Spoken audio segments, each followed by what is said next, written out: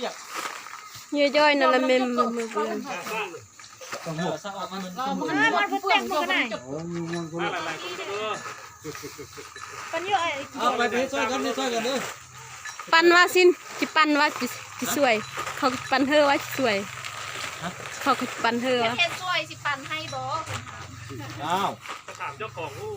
งเจ้าอันนี้มีเบื้องไผ่แดงอยู่ในเนี่ยพวกเฟืองมาพัดบุมานี่มาเนี่ยได้มาเดี๋ยวพวกเขาดึงมาเนี่ยพวกเขาดีได้ลงกันเด้ออันนั้นวะอันเพิ่งมาของที่ออกถูกตัวเองแปลแล้วเดี๋ยวนี้นะเอาว่าจังไงซาออกเนอะเวลาตัวเป็นก้อนเราซาออก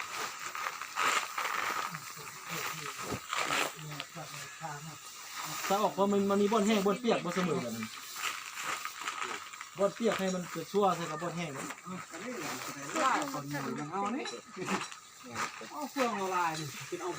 อะไรบลายเขาแบ่งสมุภาพตีสมัคคีเดียว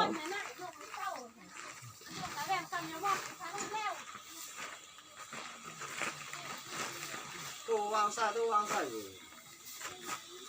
จอยไม่ได้ตายลงเลย จอยไม่ได้เอ็มแก้ว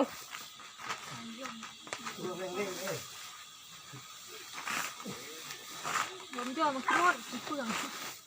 เอามันแค่มันเป็นอันนี้จะได้ว่าผู้เป็นอย่างมันเกิดเสลาจะได้เอาเรื่องมันตายมันเหรอแต่นี่มันคัดใหญ่เลยนะจะพามาตื่นบ่บ่ซ้ำนี่พอแล้วคือเดียวพอแล้วหน้าโคตรบ่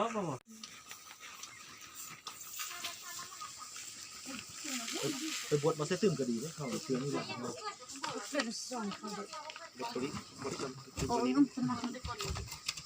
ได้จะไปบดตีเตอร์บดไหมมันบดเองเบื่อเนี่ยใช่บดเข้านี่ตึมเลย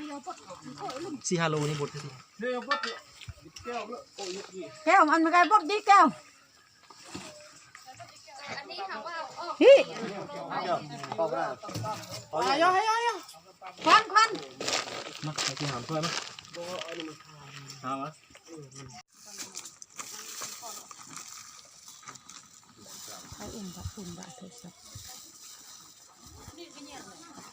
วันเข้าเราจะได้มันออกเข้าไม้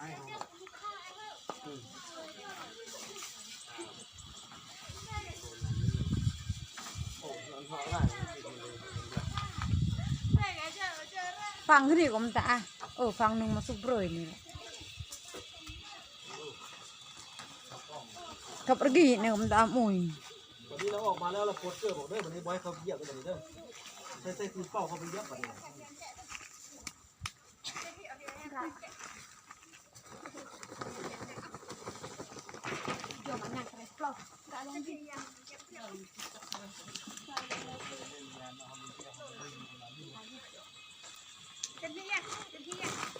นี่ได้ซะจากโลเนี่ยเล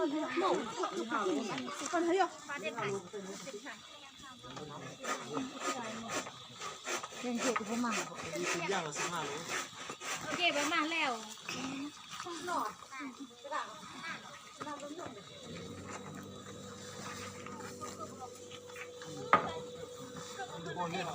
จะโดนมันกระหนก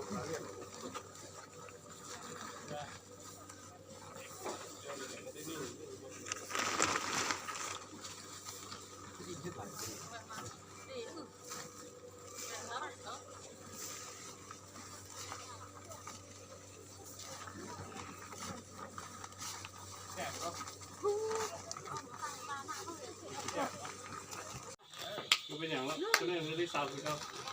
มันเส้นโลด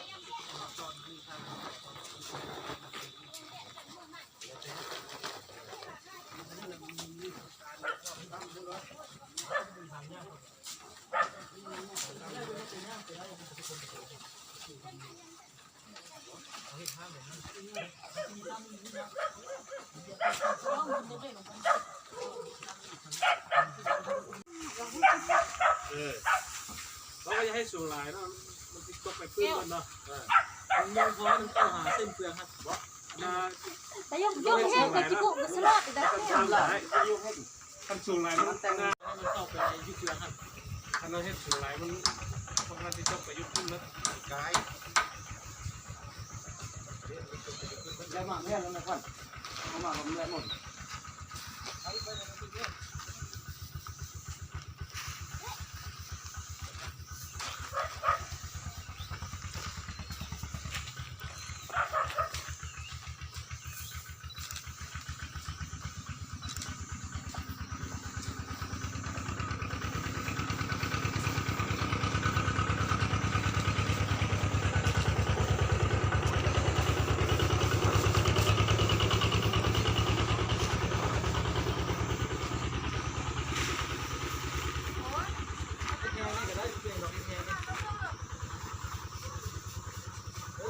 เอาซ้ายเข้ากัน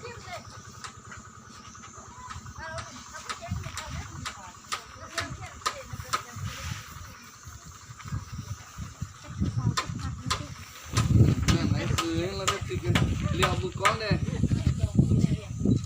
เอาต้องซ้ายออกเด้อ ตะตูเข้าตูเข้าติ๊กติ๊ก